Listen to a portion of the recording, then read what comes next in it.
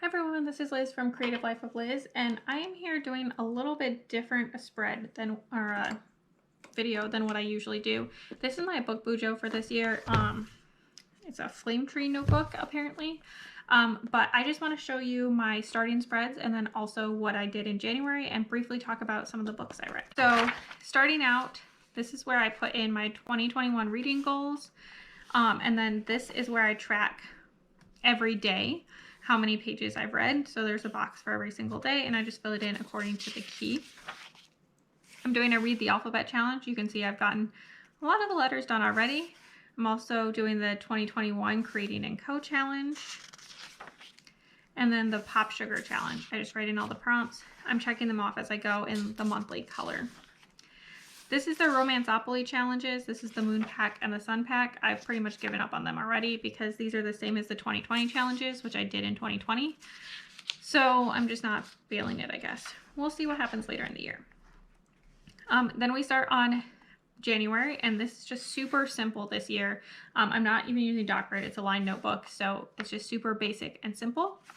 My first book of the year was An Enchantment of Ravens by Margaret Rogerson. I thought this was a really good book. Definitely a good place to start. I gave it 4 stars. I thought it was a lot of fun. Quick read. YA fantasy is always enjoyable for that, and it's a standalone, which is also great. Then I read The Replacement Fiance by Liz Durano. Honestly, I remember basically nothing about it, but it was apparently 3.5 stars, so I guess it was all right. And then I read Take a Chance on Me by Beth Moran, which was 3 stars. This was an arc that I had. I thought that it was pretty good, but it felt more like fiction, or women's fiction, than it really felt like a romance. I reread Bed of Roses by Nora Roberts. I gave 4.5 stars, just like I always do. It's really a comfort read. That whole series is a comfort read for sure. And then I read Wonder Woman by Sam Meggs. This was amazing. It's about some super awesome women through history. They're all really badass, and it was a quick read, which was also really enjoyable. I read The Marriage Code by Brooke Burrows. Gave it 3 stars. It was okay. I thought that it was good, but not amazing. I then read the Fit trilogy, all 3 of these, by Rebecca Weatherspoon. This one was the best one for sure, at 4 stars, but it was a quick, fun, all super short reads. Wrapped also went with that series. I started Written in the Stars by Alexandria Bellfleur. I did not finish it. I don't know. I didn't like the characters. And then I read The Viscount Who Loved Me, which is the second book in the Bridgerton series. It was 4 stars. I thought it was pretty enjoyable. I liked Anthony. Snowbound with the CEO by Shannon Stacy. It was okay. Nice quick read for 3 stars. Then I read Rosie's Traveling Tea Shop by Rebecca Raisin. This was an arc that I got. It's already out elsewhere. I read the second book first as an arc as well. This one was good, but just not quite the same level. I gave Aria's Traveling Bookshop, which is the second book in the series, 5 stars. Made me cry. So this was good, but it was kind of a letdown by comparison. I started Her Night with the Duke by Diana Quincy. Was the start of the historical romance readathon. This one was really fun. I like reading about badass heroines in historical romance. She traveled a lot. She was a widow, so she had a lot more freedom. So that was really fun. I read Notorious Vow by Joanna Shoup, which was the group read. It was okay. I liked the hero a lot. He's deaf and an inventor, which was really cool. But the heroine she definitely read really young. She was 19 and she read like it.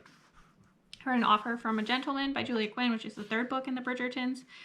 I thought I would love this one, and then it was good, but not amazing. I DNF'd The Madness of Lord Ian Mackenzie. I did not love the characters, so I don't know what happened there. And then I read Mine Till Midnight by Lisa Kleypas, which was a lot of fun. I enjoyed that one. Little bits of magical realism going on in there. And then I read Beauty and the Beast by Hannah Howell. Not amazing, but I'm glad that I read it. It was definitely, it's an old school, really old school romance. So this was my historical romance readathon spreads. This is all the books that I read, and then the challenges that they went with. I did finish the whole bingo board during the week.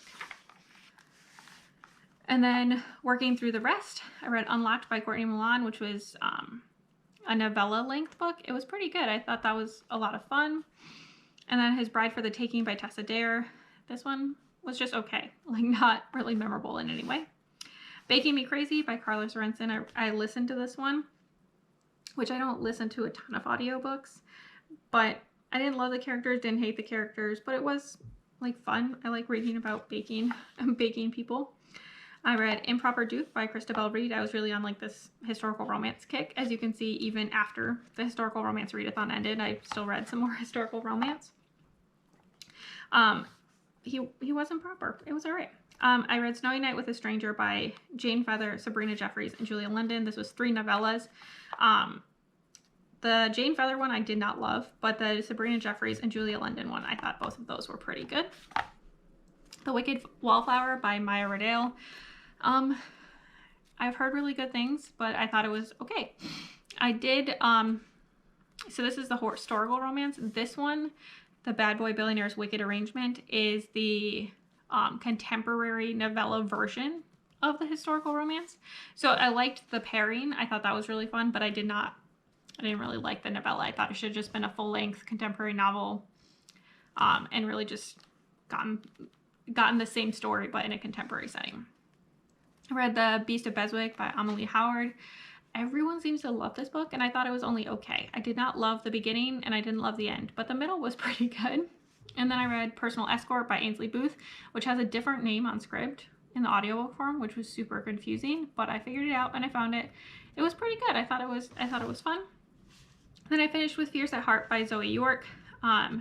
This one is another arc. I thought that this was really enjoyable.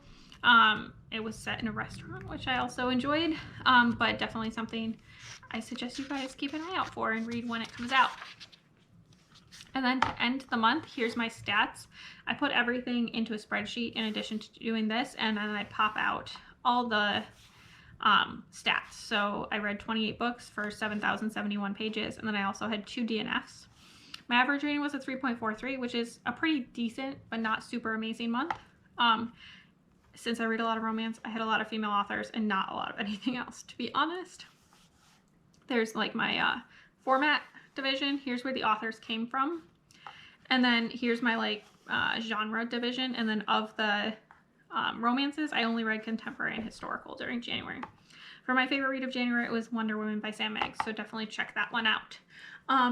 As always, please like and subscribe below. I'd really appreciate it. Let me know if you like me going through this, if you want me to give you more summaries of all the books, if you want me to just do a really quick flip through, let me know that too. Or if you just don't want to see these videos, that's fine too, and I will just not post them, or I'll just do an annual flip through like I did for 2020.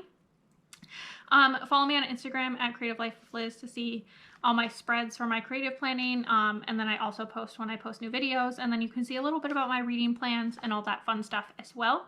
And until next time, bye!